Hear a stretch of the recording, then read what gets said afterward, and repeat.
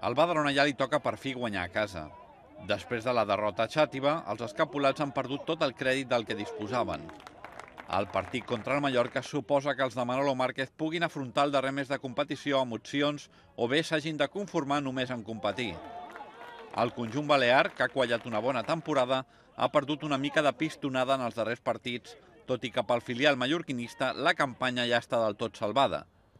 A més, encara disposa d'opcions matemàtiques per classificar-se entre els 4 primers i amb aquesta consigna arribarà al camp del Centenari.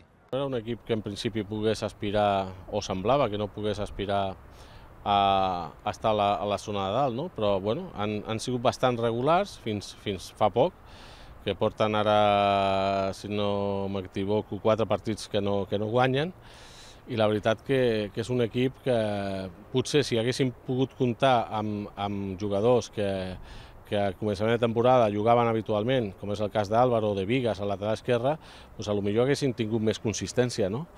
Són jugadors que han pujat al primer equip i que estan jugant a primera divisió. Per lo de més, bueno, és un equip que ho basa tot amb un joc d'atac ràpid, de contraatac. El partit canviarà d'horari habitual i es jugarà a les 5 de la tarda. Es podrà seguir per l'RCB i serà xiulat per l'àrbitre navarrès Leo Hoyo. Ja està bé.